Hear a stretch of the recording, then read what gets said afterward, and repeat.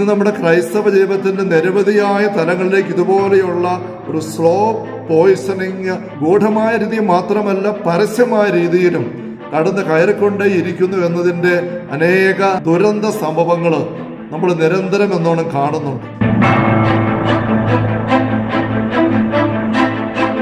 തിന്മയിലേക്ക് ചായ്വുള്ള ജനത്തിന്റെ കൂടെ അഹറോനായിരിക്കുമ്പോൾ ആ ജനത്തിന്റെ തിന്മയുടെ ചായ്വ് കുറേശ്ശെ ഏറ്റേറ്റേറ്റ് കുറച്ചു കഴിയുമ്പോൾ തിന്മയെ തിരുത്താനോ തിന്മയെ പ്രതിരോധിക്കാനോ സാധിക്കാതെ അഹറോന് ജനത്തോടൊപ്പം ചിന്തിക്കാൻ ഇടവരുന്നു.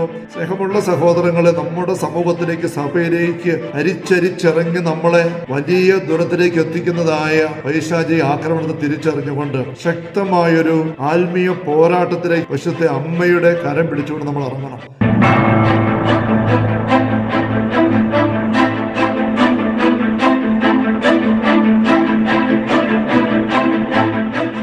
ഈശോ മിശിഹായിക്ക് സ്തുതിയായിരിക്കട്ടെ. ഈശ്വരേറ്റ സ്നേഹിക്കപ്പെട്ട സഹോദരരെ, സെപ്റ്റംബർ 8-ാം തീയതി പരിശുദ്ധ കന്യകാമറിയത്തിൻ്റെ ജനന തിരുനാള്. അതിനു മുമ്പാണ് 8 ദിവസങ്ങൾ അമ്മയുടെ പിറവിത്തറന്ന് ഒരുക്കമായിട്ടുള്ള 8 നോയമ്പിൻ്റെ ആചരണം. വളരെ സംഘർഷഭരിതമായ അപകടം നിറഞ്ഞ സാഹചര്യങ്ങളെ അഭിമുഖീകരിക്കേണ്ട ദൈവജനം അവരുടേതായ രീതിയിൽ കണ്ടെത്തി പ്രാധാന്യം കൊടുത്ത് അനുവർത്തിച്ച് ഫലം അനുഭവിച്ച് അതിൻ്റെ ഫലമായിട്ട് സഭയുടെ പാരമ്പര്യത്തിൽ വേര് പിടിച്ച് വളർന്നു വന്ന വളരെ ഹൃദ്യമായ ഒരു തിരുനാളാണ് പരിശുദ്ധ അമ്മയുടെ ജന്മത്തിരുനാൾ. 18-ാം നൂറ്റാണ്ടിൻ്റെ അവസാന ദശകങ്ങളിൽ കൃത്യമായിട്ട് പറഞ്ഞാൽ 1789 ടിപ്പു സുൽത്താൻ്റെ പടയോട്ടം മലബാർ ഭാഗങ്ങളെ മുഴുവൻ കീഴ്പ്പെടുത്തിക്കൊണ്ട് തെക്കോട്ട് തിരുവിതാംകൂർ ഭാഗത്തേക്ക് വരുന്നതായ സാഹചര്യത്തിൽ ആ മുസ്ലിമുകളായി അദ്ദേഹം കണ്ടെത്തിയ സകലരെയും ഒന്നുകിൽ വാളിനിരയാക്കി ക്രൂരമായ രീതിയിൽ വധിച്ചു. 5000-ഓളം പേരെ മരത്തിൽ കെട്ടിത്തൂക്കി കൊന്നതായിട്ട് ചരിത്രരേഖകളുണ്ട്. കുഞ്ഞുങ്ങളെ കഴുത്തിൽ കയറ് കെട്ടി അമ്മമാരുടെ കഴുത്തിൽ കെട്ടിത്തൂക്കിയിട്ട് അമ്മമാരെ കഴുത്തിൽ കയറ് കെട്ടി മരത്തിൽ കെട്ടിത്തൂക്കി കൊല്ലുന്ന സംഭവങ്ങൾ. മുസ്ലിമായി മാറാനായിട്ട് തയ്യാറാകാത്ത സകല പുരുഷന്മാരെയും വാളിനിരയാക്കി അവരുടെ ശിരസ്സുകൾ കുന്തത്തിൽ കുത്തി നിർത്തിക്കൊണ്ട് അങ്ങനെയുള്ള ഒരു പാതയിലൂടെയാണ് ഈ വലിയ സൈന്യവുമായിട്ട് ടിപ്പു സുൽത്താൻ മുന്നേറിയത് ചരിത്രം പറയുന്നുണ്ട്. ഏതാണ്ട് 20,000-ഓളം കാലാൾപ്പടയാളികളും 5,000-ഓളം കുതിരപ്പടയാളികളും 20 പീരങ്കികളുമായിട്ടായിരുന്നു അതിൻ്റെ മുന്നേറ്റം. ഈ ഭീകരമായ നരനായാട്ട് ഭയന്ന് അനേക ക്രൈസ്തവരും ഹൈന്ദവ സഹോദരങ്ങളും അവിടെ നിന്ന് തെക്കോട്ട് പലായനം ചെയ്ത് തിരുവിതാംകൂറിൽ അഭയം തേടി തിരുവിതാംകൂർ രാജ അവരെ സ്വീകരിക്കുകയും ചെയ്തു. അതിൽ കോപാക്രാന്തനായിട്ട് തിരുവിതാംകൂറിനെ ആക്രമിക്കാനും ഈ അഭയം തേടിയ ക്രൈസ്തവരെ അവിടെയുള്ള ക്രൈസ്തവരെ നശിപ്പിക്കാൻ വേണ്ടിയിട്ട് ടിപ്പു സുൽത്താൻ തെക്കോട്ട് നീങ്ങുന്നു. തൃശ്ശൂരിലെത്തി തൃശ്ശൂർ പേരൂര് കീഴ്പ്പെടുത്തി, കൊടുങ്ങല്ലൂർ ഭാഗത്തെത്തി അതിനെ കീഴ്പ്പെടുത്തി.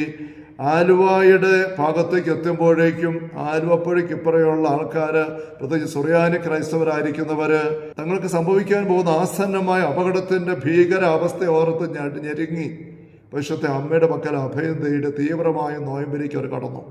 അങ്ങനെ നൊന്ത് പ്രാർത്ഥിക്കുമ്പോൾ സംഭവിച്ചത് വലിയ മഴയുണ്ടായി പെരിയാറിൽ വെള്ളം പൊങ്ങിയിട്ട് ഈ ടിപ്പു സുൽത്താനും സൈന്യത്തിനും ആറ് കടക്കാൻ പറ്റാതെ വന്നു. കാത്തു നിന്ന് മടുത്ത് അദ്ദേഹം തിരിച്ചുപോയി എന്നാണ്. 1789 ഈ സംഭവം. 10 വർഷം കഴിഞ്ഞപ്പോൾ അദ്ദേഹം ബ്രിട്ടീഷുകാരുടെ യുദ്ധത്തിൽ കൊല്ലപ്പെടുകയും ചെയ്തു. ഇപ്രകാരമുള്ള ചരിത്ര പശ്ചാത്തലം നമ്മൾ മനസ്സിലാക്കുമ്പോൾ അന്നത്തെ ഞെടുക്കുന്ന സാഹചര്യം നമുക്ക് ചിന്തിക്കാൻ പറ്റും, മനസ്സിലാക്കാൻ പറ്റും.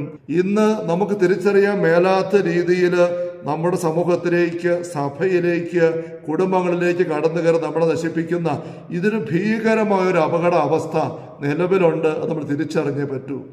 സ്ലോ പോയിസണിങ് എന്നൊരാശയത്തെ പറ്റി കേട്ടിട്ടില്ലേ?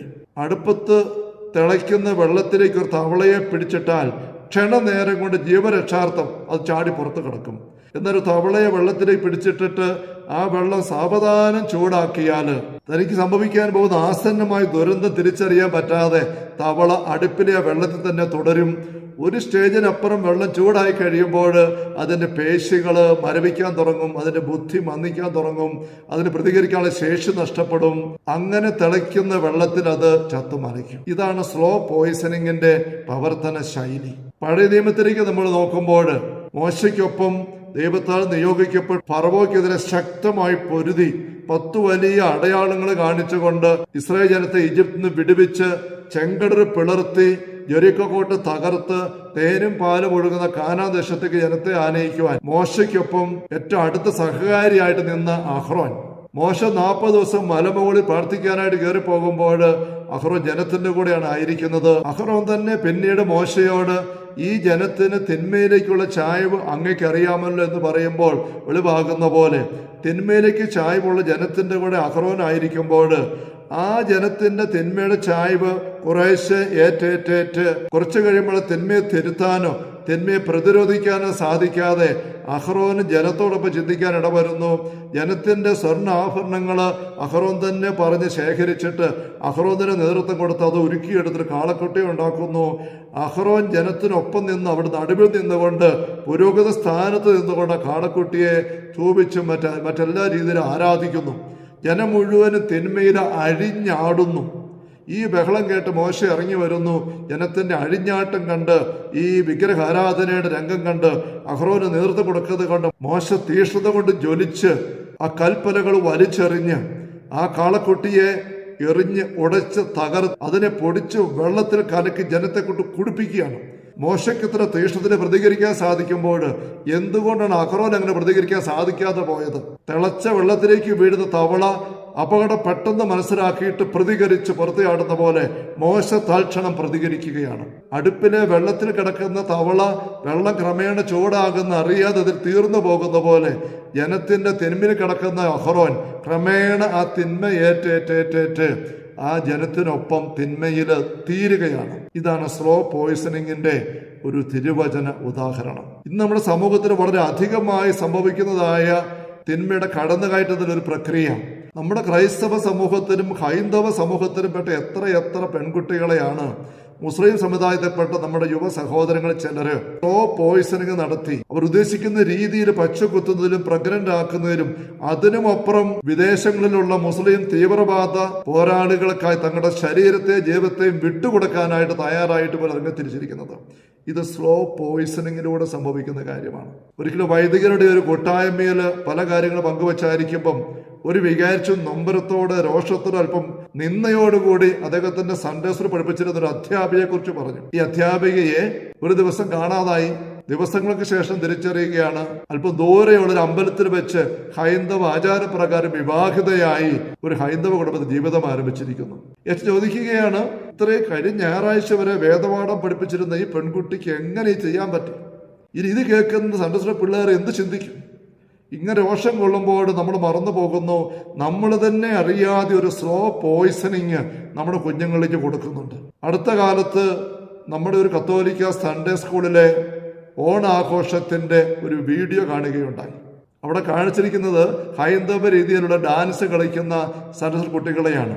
പശ്ചാത്തലമായിട്ട് ബാക്ക്ഗ്രൗണ്ടിൽ വലിയ ഡിജിറ്റൽ സ്ക്രീനായിട്ട് കൊടുത്തിരിക്കുന്നത് നൃത്തം ചെയ്യുന്ന ശിവന്റെ നടരാജ ചിത്രമാണ്. വലിയ സ്ക്രീൻ നിറയെ കുഞ്ഞുങ്ങളുടെ മുൻപിൽ.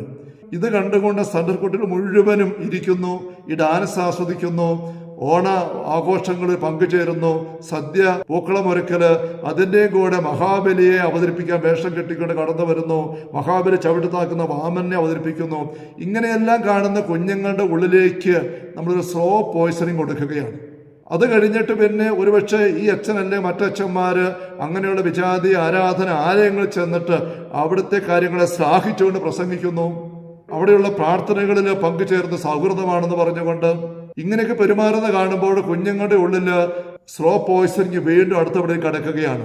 വെള്ളം ഒരു പരിധിക്കപ്പുറം ചൂടായി കഴിയുമ്പോൾ തവളയ്ക്ക് പുറത്തു ചാടാൻ ബുദ്ധി വന്നിട്ട് തോന്നുന്നില്ല, അതിന് മസിലുകൾ തളർന്നിട്ട് സാധിക്കുന്നില്ല എന്ന് പറഞ്ഞതുപോലെ ഇങ്ങനെയുള്ള കാര്യങ്ങൾ കണ്ടും കേട്ടും നീങ്ങുന്ന കുഞ്ഞുങ്ങൾക്ക് ഒന്നാം പ്രമാണ ലംഘനത്തിൻ്റെതായ അപകടം കടന്നു വരുന്നത് തിരിച്ചറിയാൻ പറ്റാതെ പോകുന്നു.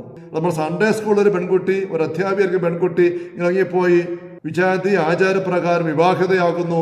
ഇത് കാണുമ്പോഴേക്കും നമ്മുടെ മാതാപിതാക്കൾക്കും നമ്മുടെ വൈദികർക്കും ഒക്കെ സഹിക്കാൻ പറ്റുന്നില്ല. പക്ഷെ ആ ഒരവസ്ഥയിൽ ഈ കുഞ്ഞുങ്ങളുടെ ഉള്ളത്തെ പടിപടിയായി ആക്കിയെടുത്ത് നമ്മൾ തന്നെ നമ്മൾ മറക്കുന്നില്ല. ഇന്ന് നമ്മുടെ ക്രൈസ്തവ ജീവിതത്തിന്റെ നിരവധിയായ തലങ്ങളിലേക്ക് ഇതുപോലെയുള്ള ഒരു സ്ലോ പോയിസണിങ് ഗൂഢമായ രീതിയിൽ മാത്രമല്ല പരസ്യമായ രീതിയിലും കടന്ന് കയറിക്കൊണ്ടേ ഇരിക്കുന്നു എന്നതിന്റെ അനേക ദുരന്ത സംഭവങ്ങൾ നമ്മൾ നിരന്തരം എന്നോണം കാണുന്നുണ്ട്. ശരീരത്തിലെ രക്തത്തിന് ദുഷിപ്പുണ്ടാകുമ്പോൾ, ഒരു പരിധിക്കപ്പുറം ദുഷിപ്പ് കൂടിക്കഴിയുമ്പോൾ ശരീരത്തിന്റെ കാലിലോ ജനഭാഗങ്ങളിലോ ഒക്കെ പൊട്ടി ഒലിക്കുന്ന അവസ്ഥ ചിലപ്പോൾ നമ്മൾ കണ്ടിട്ടുണ്ട്. ശരീരത്തിലേക്ക് ദുഷിപ്പ് കടന്നു കയറിയത് പല രീതിയിലാണ്. അത് തിരിച്ചറിഞ്ഞിട്ടില്ല. ഭക്ഷണത്തിലൂടെ, വായുവിലൂടെ, വലിയ സമ്പർക്കങ്ങളിലൂടെ കുറേശ്ശെ വിഷാംശം കടന്നു കയറി അതൊരു പരിധിക്കപ്പുറമായപ്പോഴേക്കും രക്തത്തിന് താങ്ങാൻ പറ്റുന്നില്ല. അവിടെ ഇവിടെ ശരീരത്തിലെ കോശങ്ങൾ പൊട്ടിയിട്ട് അത് ഒലിക്കുകയാണ്. ഓരോ കരിയുന്നില്ല. രക്തം ദുഷിച്ചു പോയിരിക്കുന്നു. നമ്മുടെ ക്രൈസ്തവ സമൂഹ ഗാത്രത്തിലേക്ക് നാം സൂചിപ്പിച്ചതുപോലെയുള്ള പല മാർഗങ്ങളിലൂടെ കുറേശ്ശെ കടന്നു കയറുന്ന ഈ സ്ലോ പോയിസണിങ് വിഷാംശം അത് അവിടെ ഇവിടെ പൊട്ടി ഒലിക്കുന്നതിന്റെ ഞടുക്കുന്ന സംഭവങ്ങൾ ഒന്നിനു പുറകെ ഒന്നായിട്ട് നാം കണ്ടുകൊണ്ടിരിക്കുകയാണ്. ടിപ്പു സുൽത്താനെ പോലെ വലിയ സൈന്യ വ്യൂഹവുമായി വാളുകളുമായിട്ട് കയറി ഇറങ്ങി നശിപ്പിക്കാൻ വരുന്ന ഒരു സാന്നിധ്യം പെട്ടെന്ന് ആർക്ക് തിരിച്ചറിയാൻ പറ്റും? പെട്ടെന്ന് പ്രതികരിക്കും. പക്ഷേ ഈ രീതിയിൽ ക്രമേണ വരുന്നതായ അപജയം നമ്മൾ തിരിച്ചറിയാൻ വല്ലാതെ പരാജയപ്പെടുന്നുണ്ട്. 16 5 വാക്യം നമ്മൾ കാണുന്നുണ്ട്. ഈശോ വള്ളത്തിക്കാർ അക്കരയ്ക്ക് പോകുമ്പോൾ ഒരു കമന്റ് പറയുന്നു, പരിസയരുടെ സദുക്കാരുടെയും പുളിമാവിനെ സൂക്ഷിക്കണം. പുളിമാവെന്ന് കേട്ടപ്പോൾ അവർ വിചാരിച്ചത് അപ്പത്തിന്റെ പുളിമാവിനെ കുറിച്ചാണ്. പിന്നീട് ഈശോ പറയുകയാണ്, അപ്പത്തിന്റെ പുളിമാവിനെ കുറിച്ചല്ല, സദുക്കാരുടെയും പരിസയരുടെയും പ്രബോധനത്തിന്റെ പുളിമാവിനെ കുറിച്ചാണ്. അപ്പോസ്തലന്മാർ അന്ന് അവിടെ സംസാരിക്കാൻ വരുന്ന സദുക്കാരും പരിസയരും സംസാരിക്കുന്ന വാക്കുകളിലൂടെ അവരുടെ ഉള്ളിലേക്ക് കടന്നു കയറാവുന്ന പോയിസന്റെ നിസ്സാരമായ സാന്നിധ്യം പോലും തിരിച്ചറിഞ്ഞ് പ്രതിരോധിക്കാൻ അവർക്ക് മുന്നറിയിപ്പ് കൊടുക്കുന്ന ഈശോ.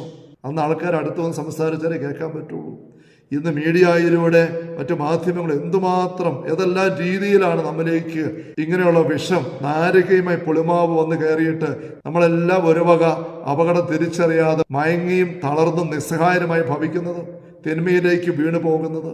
ടിപ്പു സുൽത്താനിലൂടെ അന്ന് വെളിപ്പെട്ട നാരകീയ കടന്നാക്രമണത്തെ ചെറുക്കാൻ നമ്മുടെ ക്രൈസ്തവ സഹോദരങ്ങള് പരിശുദ്ധ അമ്മയുടെ സഹായം തേടി വിജയിച്ച് അതുകൊണ്ട് തന്നെയാണ്. ഉൽപ്പത്തി 3 നമുക്കറിയാം. സർപ്പത്തോട് തമ്പുരാൻ പറഞ്ഞു, നീയും സ്ത്രീയും തമ്മിൽ ശത്രുത. മനുഷ്യവർഗം സാത്താനെതിരെ നടത്തുന്ന പോരാട്ടത്തിന് സൈന്യാധിപ പരിശുദ്ധ അമ്മയാണ്. മനുഷ്യവർഗത്തിന്റെ സാത്താനെതിരെയുള്ള പോരാട്ടത്തില് വിജയം നേടിത്തരാൻ വേണ്ടി മനുഷ്യനായിട്ട് ഭൂമിയിലേക്ക് വന്ന വ്യക്തിയാണ് ഈശോ. ഈശോ നേടിയെടുത്ത വിജയത്തിന് മനുഷ്യമക്കൾ മുന്നേറാനായിട്ട് മനുഷ്യമക്കൾക്ക് നിരന്തര സഹായം ദൈവം എത്തിക്കുന്ന പരിശുദ്ധ അമ്മ വഴിയായിട്ട് ഈ ഭൂമിയിൽ തന്നെ ദൗത്യം പൂർത്തിയാക്കി സ്വർഗത്തിലേക്ക് പോയെങ്കിലും സ്വർഗത്തിലിരിക്കാൻ ഒട്ടും നേരമില്ലാത്ത സ്വർഗരാജ്ഞ പരിശുദ്ധ അമ്മ. 2015 ഡിസംബർ മാസത്തില് നാഷണൽ ജിയോഗ്രഫി കവർ ചിത്രമായിട്ട് നൽകിയത് പരിശുദ്ധ അമ്മയുടെ ചിത്രമാണ്. ആ ലക്കത്തിൽ തലക്കെട്ടായിട്ട് അവർ കൊടുത്തത് Mary the most powerful woman in the world എന്നാണ്. മനുഷ്യ ചരിത്രത്തിലെ ഏറ്റവും ശക്തിയായ സ്ത്രീ ആരാണെന്ന് അറിയാനുള്ള ഒരു സെക്കുലർ സ്റ്റഡി നടത്തിയതിന്റെ റിസൾട്ടാണ് അവർ ആ ലക്കത്തിൽ പ്രസിദ്ധീകരിച്ചത്. ആ ലക്കത്തിൽ അവർ ലോകരാഷ്ട്രങ്ങളുടെ ഭൂപടം കൊടുത്തുകൊണ്ട് അടയാളപ്പെടുത്തിയിരിക്കുകയാണ് 100 കണക്കിന് സ്ഥലങ്ങള് പരിശുദ്ധ അമ്മ ആദ്യ നൂറ്റാണ്ട് മുതൽ ഇതുവരെയും ഒരിക്കലോ അനേക പ്രാവശ്യം പ്രത്യക്ഷപ്പെട്ട സംഭവങ്ങൾ. അനേകം ഞങ്ങൾ തീർത്ഥാടന കേന്ദ്രങ്ങളിൽ എത്തുന്നു. ആയിരക്കണക്കിന് ലക്ഷക്കണക്കിന് ആൾക്കാർ സ്വർഗാരോപിതയായി ദൈവസന്നിധിയിലെത്തി പരിശുദ്ധ അമ്മയെ ദൈവം നിരന്തരം ഭൂമിയിലേക്ക് അയക്കുകയാണ്. എന്തിനു വേണ്ടിയിട്ടാണ്? മനുഷ്യമക്കളുടെ പോരാട്ടത്തിന്റെ സൈന്യാധിപയുടെ സാന്നിധ്യ സഹായവും അവർക്ക് ലഭ്യമാക്കാൻ വേണ്ടിയിട്ട്. വെളിപാട് 12:17 വാക്യം നമുക്കറിയാം. സാത്താൻ പുരാതന സർപ്പം ഭൂമിയിലേക്ക് എറിയപ്പെട്ട അവസ്ഥയിലായിരിക്കുമ്പോൾ അവൻ യുദ്ധത്തിന് പുറപ്പെടുന്നത് ഈ സ്ത്രീയുടെ മറ്റ് സന്തതികള് യേശു ക്രിസ്തുവിൽ വിശ്വസിക്കുന്നവര് കൽപ്പനകൾ പാലിക്കുന്നവരുമായ ദൈവമക്കൾക്കെതിരെയാണ്. അതുകൊണ്ട് കുരിശിൽ കിടക്കുമ്പോൾ ഈശോ തന്റെ മരണത്തിന് മുമ്പ് യോഹന്നാനെ വിളിച്ചു പറഞ്ഞു, ഇതാ നിന്റെ അമ്മ. ആ സമയം തന്നെ ആ ശിഷ്യൻ അമ്മയെ തന്റെ വീട്ടിൽ സ്വീകരിച്ച് നമ്മൾ വായിക്കുകയാണ്. അമ്മയുള്ള ഭവനങ്ങളായിരിക്കുന്ന സകല ക്രൈസ്തവ ശിഷ്യരുടെയും ദൈവജനം മുഴുവന്റെയും എന്നാണ് അതുവഴിയായിട്ട് ഈശോ അർത്ഥമാക്കിയത്. അമ്മയുള്ള വീട്. യോഹന്നാൻ 2 നമ്മൾ വായിക്കുന്ന കാനായിലെ കല്യാണ വീട്. പരിശുദ്ധ അമ്മ അവിടെ ഉണ്ടായിരുന്നു. ഈശോയെ ശിഷ്യ ക്ഷണിക്കപ്പെട്ടിരുന്നു. അമ്മയുടെ ഉണ്ടായിരുന്ന വെറും ഒരു ആലങ്കാരിക സാന്നിധ്യമല്ല, മറിച്ച് അമ്മയെ കല്യാണത്തിനായിട്ട് ആ ഭവനത്തിലേക്ക് വിളിച്ച കുടുംബം അമ്മയ്ക്ക് ആ ഭവനത്തില് വളരെ ആദരണീയമായ സ്ഥാനം നൽകിയിരുന്നു. അതുകൊണ്ടാണ് പരിശുദ്ധ അമ്മയ്ക്ക് വീഞ്ഞു തീർന്നു പോകുന്ന അപകടമുണ്ടാകുന്ന തിരിച്ചറിഞ്ഞപ്പോൾ ആരോട് ചോദിക്കാൻ നിൽക്കാതെ ഈശ്വര പക്കരത്തിൽ കാര്യം പറഞ്ഞ് പ്രതിവിധി ഉണ്ടാക്കാനായിട്ട് സാധിക്കുന്നത്. അമ്മ വൃദ്ധരെ പിടിച്ച് നേരെ പറയുകയാണ്, അവൻ പറയുന്നവർ ചെയ്യണം. ഈശോ ആവശ്യപ്പെട്ട കാര്യമാകട്ടെ കാല് കഴുകാനുള്ള വെള്ളം നിറയ്ക്കുന്ന കൽഭരണികള് വെള്ളം കോരി നിറയ്ക്കാൻ. കല്യാണത്തിന്റെ സദ്യ തിരക്ക് പിടിച്ച് നടക്കുന്നതിനിടയിൽ ഈ ഭൃത്യന്മാരെ വിളിച്ച് കാല് കഴുകാനുള്ള വെള്ളം കോരി ഭരണി നിറയ്ക്കാനായിട്ട് ആവശ്യപ്പെടുമ്പോൾ അതനുസരിക്കാൻ ഭൃത്യന്മാർക്ക് ഒട്ടും തോന്നത്തില്ല. അതൊരു അനാവശ്യമായ പ്രവൃത്തിയാണ്. ആ സമയത്ത് എല്ലാവരും കാല് കഴുകി അകത്ത് കയറി കഴിഞ്ഞു. ഇനി കാല് കഴുകാൻ ആവശ്യമില്ല, അത് വെറുതെ മറിച്ച് കളയാൻ മാത്രമേ കൊള്ളുള്ളൂ. അങ്ങനെയുള്ള ഒരു ബുദ്ധിശൂന്യമായ പ്രവൃത്തി ചെയ്യാൻ ഈശോ ആവശ്യപ്പെട്ടിട്ടും ആ ഭൃത്യർ അത് ഒരു എതിരും പറയാതെ മറ്റു ജോലി, സദ്യയുടെ വിളമ്പ ജോലി എല്ലാം മാറ്റിവെച്ചിട്ട് ഇത് നിറയ്ക്കാൻ പോയെങ്കിൽ അത് പറഞ്ഞ അമ്മയോടുള്ള അവിടെ ആദരവാണ്. ആ ആദരവ് അവർക്ക് എവിടുന്ന് കിട്ടി? ആ കുടുംബനാഥ ആ കുടുംബത്തിലെ അംഗങ്ങൾ അമ്മയോട് വിളിച്ചു വരുത്തി അമ്മയോട് കാണിക്കുന്ന ആദരവ് കണ്ടിട്ടാണ്. ഇതുപോലുള്ളൊരു സ്ഥാനവും ആദരവും പരിശുദ്ധ അമ്മയ്ക്ക് നമ്മുടെ ജീവിതങ്ങളിലും നമ്മുടെ കുടുംബങ്ങളിലും എന്നും ഉണ്ടായിരിക്കുക എന്ന് പറയുന്നത് നമുക്കെതിരെയുള്ള പൈശാചിക നാരകീയ ആക്രമണങ്ങൾ ചെറുത്തു നിൽക്കാൻ ഈ സൈന്യാധിപയുടെ സഹായം നമുക്ക് ലഭ്യമാക്കുന്ന പ്രക്രിയയാണ്. സ്നേഹമുള്ള സഹോദരങ്ങളെ, അതിനു വേണ്ടിയിട്ട് നമ്മൾ അല്പസമയം കൊന്ത ചെല്ലാൻ ഉപയോഗിക്കുന്നതോ മാതാവിന്റെ ചിത്രമോ രൂപങ്ങളോ വീട്ടിൽ എവിടെയെങ്കിലും വെച്ച് ചെറുപൂക്കൾ വെച്ച് അലങ്കരിക്കുന്നതോ ഇടയ്ക്ക് തിരി കത്തിക്കുന്നതോ ആയ ഒരു പ്രക്രിയയോട് മാത്രം തീരുകയല്ല. ടിപ്പു സുൽത്താന്റെ ആക്രമണം ഉണ്ടായപ്പോൾ നമ്മുടെ സഹോദരങ്ങള് 8 ദിവസം നോയമ്പെടുത്ത് തീഷ്ണമായിട്ട് പ്രാർത്ഥിച്ചു. അതുപോലെ തീഷ്ണമായ പ്രായശ്ചിത്തോടെയുള്ള പ്രാർത്ഥന കൊണ്ട് മാത്രമേ നമുക്കെതിരെയുള്ള പൈശാചിക കടന്നുകയറ്റങ്ങളെ പ്രതിരോധിക്കാൻ നമുക്ക് സാധിക്കുകയുള്ളൂ എന്ന് പരിശുദ്ധ അമ്മ തന്റെ ഭൂമിയിലേക്കുള്ള വരവിന്റെ നിരവധി അവസരങ്ങളിൽ വ്യക്തമാക്കിയിട്ടുണ്ട്. ഫാത്തിമയിൽ പരിശുദ്ധ അമ്മ പ്രത്യക്ഷപ്പെടുന്ന അവസരത്തിൽ വളരെ ബോധ്യപ്പെടുന്ന അടയാളങ്ങൾ കൊടുത്തതിന് ശേഷം പറഞ്ഞൊരു കാര്യം, അന്ന് നടന്നുകൊണ്ടിരുന്ന 1-ാം ലോകമഹായുദ്ധം താമസം പിന്നെ തീരും, പക്ഷേ നല്ലപോലെ പ്രാർത്ഥിച്ച് ദൈവശക്തി നിങ്ങൾ എടുക്കുന്നില്ല എങ്കിൽ, തിന്മയെ പ്രതിരോധിക്കുന്നില്ല എങ്കിൽ ഇതിനേക്കാൾ ഭീകരമായൊരു യുദ്ധം ഉടനെ പൊട്ടിപ്പുറപ്പെടുമെന്നാണ്. അതിനെ നിങ്ങൾ തടയണം. അതിനുവേണ്ടി മനുഷ്യർക്ക് മുഴുവനെയും, പ്രത്യേകിച്ച് റഷ്യ എന്ന രാജ്യത്തെ പരിശുദ്ധ അമ്മയുടെ വിമല ഹൃദയത്തിൽ പ്രതിഷ്ഠിക്കണം എന്ന് ആവശ്യപ്പെട്ടു. പക്ഷേ കാര്യങ്ങളൊന്നും അന്നത്തെ ദൈവജനം ഗൗരവത്തിലെടുത്തില്ല. ചുരുക്കം പേര് മാത്രം കുറച്ച് പ്രാർത്ഥിച്ചു, ബാക്കിയുള്ളവരൊക്കെ സംശയിച്ചു, പരിഹസിച്ചു, ചോദ്യം ചെയ്തു. അങ്ങനെ നീങ്ങി ഫാത്തിമ പ്രത്യക്ഷീകരണത്തിന് 20 വർഷം കഴിഞ്ഞപ്പോൾ 2-ാം ലോകമഹായുദ്ധം പൊട്ടിപ്പുറപ്പെടുകയാണ്. ആ യുദ്ധത്തെ അതുവഴിയുള്ള ഭീകരമായ രക്തച്ചൊരിച്ചിലുകളെയും നരകയാതനകളെയും നരകം ഭൂമിയിൽ അടിഞ്ഞാടുന്ന രീതിയിലുള്ള അവസ്ഥകളെയും ഒഴിവാക്കാൻ, തടഞ്ഞു നിർത്താൻ മനുഷ്യമക്കൾക്ക് ഈശോ നേടിയെടുത്ത കൃപാവരത്തിന്റെ ശക്തിയാൽ സാധിക്കും. ഈശോ പഠിപ്പിച്ച വചനം കൊണ്ട് മുന്നേറിയ സാധിക്കും എന്ന് മനുഷ്യമക്കളെ ഓർപ്പിക്കാൻ വേണ്ടി നല്ലവനായ സ്വർഗീയ പിതാവ് പരിശുദ്ധ അമ്മയെ പറഞ്ഞു വിട്ടതാണ് ഫാത്തിമയിലെ ദർശനങ്ങൾ. പക്ഷെ അമ്മ ആവശ്യപ്പെട്ടതുപോലെ അനുദപിച്ചും പ്രായശ്ചിത്തം അനുഷ്ഠിച്ചും പ്രാർത്ഥനയിലൂടെ സ്വർഗത്തിന്റെ ശക്തി നമ്മിലേക്ക് ഡൗൺലോഡ് ചെയ്തെടുത്തും ഈശോ പറഞ്ഞില്ല, ശക്തി ധരിക്കുന്ന വരെ നിങ്ങൾ പ്രാർത്ഥിച്ച് കാത്തിരിക്കണം. ശക്തി ധരിക്കുന്ന വരെ ഈശോ ഗസനോടത്തിന് തടർന്ന് പ്രാർത്ഥിക്കുമ്പം ശക്തി വന്ന് നിറഞ്ഞു.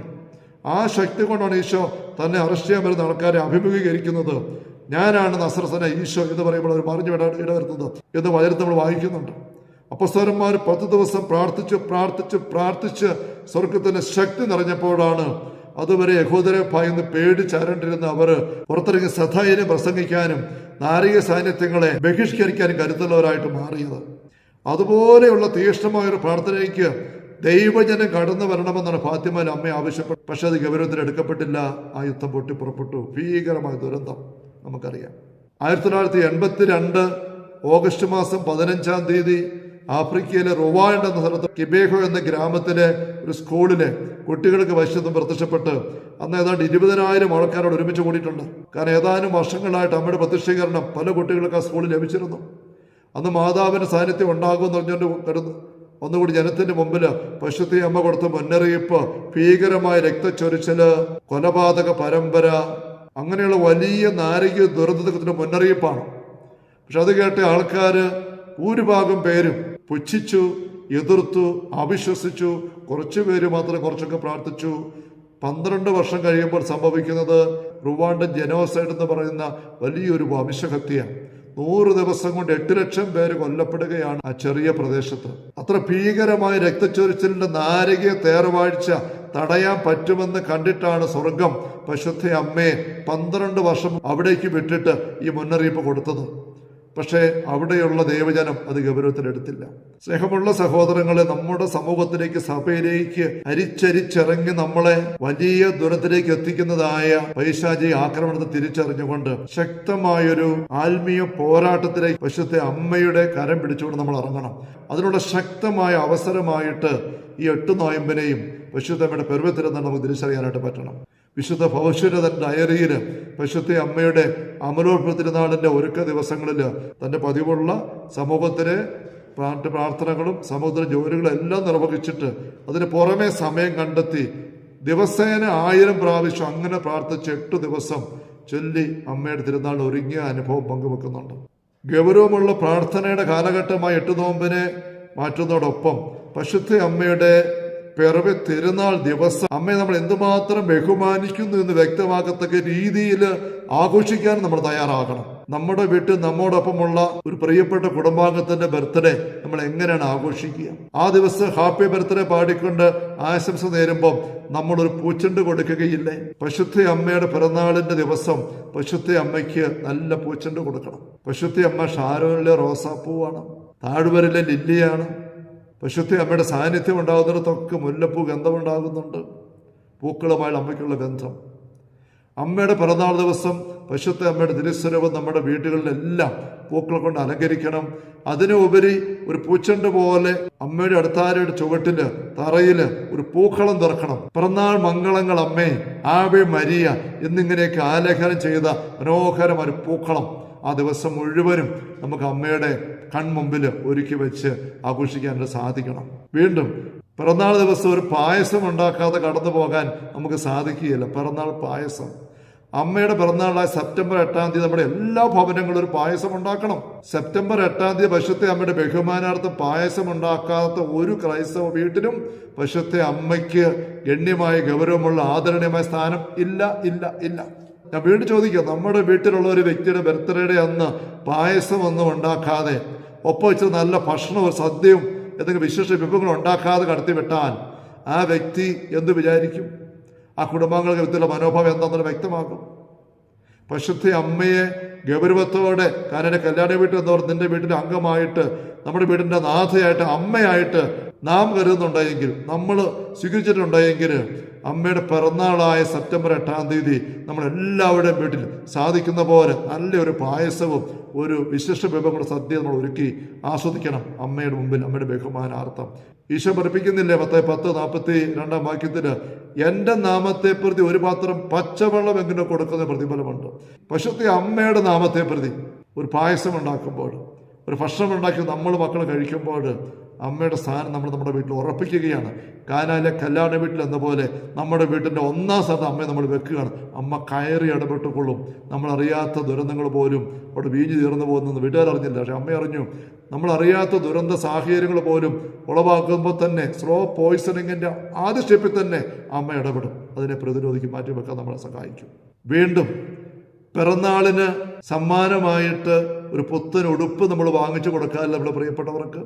പരിശുദ്ധ അമ്മയ്ക്ക് ഒരു പുത്തൻ ഉടുപ്പ് വാങ്ങിച്ചു കൊടുക്കണം. ഈശോ പറഞ്ഞു, ഈ ചെറിയവർ ഒരാൾക്ക് ചെയ്തപ്പോഴൊക്കെ എനിക്ക് തന്നെ ചെയ്തത്. അത് തന്നെ പരിശുദ്ധ അമ്മയും പറയുന്നത്. അതുകൊണ്ട് പരിശുദ്ധ അമ്മയുടെ പിറന്നാൾ ആഘോഷിക്കുന്ന സെപ്റ്റംബർ 8-നോടനുബന്ധിച്ച് നല്ല ഉടുപ്പ് വാങ്ങിച്ചിട്ട് അമ്മയുടെ ബഹുമാനാർത്ഥം അങ്ങനെ ഉടുപ്പ് കിട്ടാൻ ആവശ്യമുള്ള അർഹതയുള്ള ആർക്കെങ്കിലും ഒരാൾക്കോ 2, 3, 4, 5 പേർക്കോ അങ്ങനത്തെ വസ്ത്രം കൊടുക്കുക എന്നുള്ളത് നമുക്കൊരു ശീലമാക്കണം. പക്ഷേ നമ്മുടെ ബഹുമാനാർത്ഥം നമ്മളോട് പറയണം, നമ്മുടെ അമ്മയുടെ പിറന്നാളല്ല ഇന്ന്, ഞങ്ങളുടെ അമ്മയുടെ പിറന്നാളാണ്. അതിൻ്റെ ഭാഗമായിട്ട്, ആഘോഷമായിട്ട് അമ്മയുടെ ബഹുമാനാർത്ഥം നിങ്ങൾക്കൊരു സമ്മാനം തരികയാണ് എന്ന് പറ്റുമെങ്കിൽ പറഞ്ഞുകൊണ്ട് കൊടുക്കുക, അല്ലെങ്കിൽ ഉള്ളുകൊണ്ട് പറഞ്ഞുകൊണ്ട് കൊടുക്കുക. നമ്മുടെ ചുറ്റും എന്തുമാത്രം പേര് സഹായം അർഹിക്കുന്നവരുണ്ട് താനും. അങ്ങനെ പരിശുദ്ധ അമ്മയുടെ പിറന്നാൾ ദിവസം നമ്മൾ ഓരോരുത്തരുടെയും ഭവനങ്ങളിൽ ആനന്ദം നിറഞ്ഞ ആഘോഷത്തിൻ്റെ ദിവസമായിട്ട് മാറ്റണം. നമ്മുടെ കുഞ്ഞുങ്ങളിത് കണ്ടു പഠിക്കണം. ദൈവം നമ്മളെ ഏൽപ്പിച്ചിരിക്കുന്ന നമ്മുടെ കുഞ്ഞുങ്ങൾ ഓരോ വർഷവും ഇത് കണ്ടു വേണം വളരാൻ. പെസഹായുടെ പഴയ ആചരണം യഹൂദ നടത്തുമ്പോൾ പെസഹ ആചരണത്തിൽ ഏറ്റവും പ്രായം കുറഞ്ഞ കുടുംബാംഗം പ്രായം കൂടിയ വ്യക്തികൾ ചോദിക്കുന്ന രീതി നമുക്കറിയാം, എന്താ ഇതൊക്കെ ഇങ്ങനെ ചെയ്യുന്നത്? അപ്പോൾ അവർ പറഞ്ഞു കൊടുക്കും എന്താണ് പെസഹയുടെ അർത്ഥമെന്ന്. അങ്ങനെ കുഞ്ഞുങ്ങളെ പരിശീലിപ്പിച്ചിരുന്നു. നമ്മുടെ കൊച്ചു കുഞ്ഞുങ്ങൾ വളർന്നു വരുന്ന കുഞ്ഞു പ്രായത്തിൽ തന്നെ ഓരോ വർഷവും അവർ കാണണം പരിശുദ്ധ അമ്മയുടെ പിറന്നാൾ എങ്ങനെ ആഘോഷിക്കുന്നുള്ളത്. ആ പൂക്കൾ അവരുണ്ടാക്കണം, ആ പായസം അവർ കുടിക്കണം, ആ നല്ല ഭക്ഷണം അവർ അമ്മയെ നോക്കിക്കൊണ്ട് കഴിക്കണം. അവരെ കൊണ്ട് പുത്തൻ ഉടുപ്പുകൾ വാങ്ങിച്ച് പാവപ്പെട്ട അവരുടെ കൂട്ടുകാർക്ക് അയൽപക്കത്ത് കുടിപ്പിക്കണം. അവർ അമ്മയുടെ നോക്കി പുഞ്ചിരിക്കണം. അങ്ങനെ അമ്മയുടെ സാന്നിധ്യം കൊച്ചുനാളും അതിനെ കണ്ടും കേട്ടും അനുഭവിച്ചും നമ്മുടെ കുഞ്ഞുങ്ങൾ വളർന്നു വന്നാൽ അവരുടെ ജീവിതത്തിലും അമ്മയ്ക്ക് അതുപോലെ സാന്നിധ്യ സ്വാധീനമുണ്ടായിരിക്കും. ഓരോ വർഷവും സെപ്റ്റംബർ മാസം സെപ്റ്റംബറിൻ്റെ പ്രകാശമുള്ള ആദ്യ ദിവസങ്ങൾ പരിശുദ്ധ അമ്മയുടെ സാന്നിധ്യം നമ്മുടെ കുടുംബങ്ങളിൽ ആഘോഷിക്കപ്പെടുന്ന, നമ്മുടെ കുടുംബങ്ങളിൽ, വ്യക്തി ജീവിതങ്ങളിൽ, സമൂഹങ്ങളിൽ ആഘോഷിക്കപ്പെടുന്ന മനോഹരമുള്ള വർണ്ണാഭമായ സന്തോഷവും ആനന്ദവും നിറഞ്ഞ ആഘോഷത്തിൻ്റെ അവസരമായിട്ട് നമുക്ക് മാറ്റിയെടുക്കാനാണ് സാധിക്കണം. അത് നമ്മുടെ ആവശ്യമാണ്, പരിശുദ്ധ അമ്മയുടെ അവകാശമാണ്. സ്വർഗം അത് പ്രതീക്ഷിക്കുന്നുണ്ട്. Ave Maria, Ave Maria, Ave Maria. നമ്മുടെ കർത്താവ് യേശു മിശിഹായുടെ സമൃദ്ധമായ കൃപയും അനുഗ്രഹങ്ങളും പിതാവായ ദൈവത്തിൻ്റെ അവർണ്ണനീയമായ സ്നേഹവും പരിശുദ്ധാത്മാവായ ദൈവത്തിൻ്റെ നിരന്തരമായ സാന്നിധ്യവും സഹവാസവും സഹായവും സംരക്ഷണവും പരിശുദ്ധ അമ്മയുടെ പ്രത്യേകമായ മാധ്യസ്ഥം വഴി നാം ഓരോരുത്തരുടെയും കൂടെ, എല്ലാ ഉദ്യമങ്ങളുടെയും ആത്മീയ പരിശ്രമങ്ങളുടെയും കൂടെ ഉണ്ടായിരിക്കട്ടെ, ഇപ്പോഴും എപ്പോഴും എന്നേക്കും. ആമേൻ. ഈശോ മിശിഹായ്ക്ക് സ്തുതി ആയിരിക്കട്ടെ.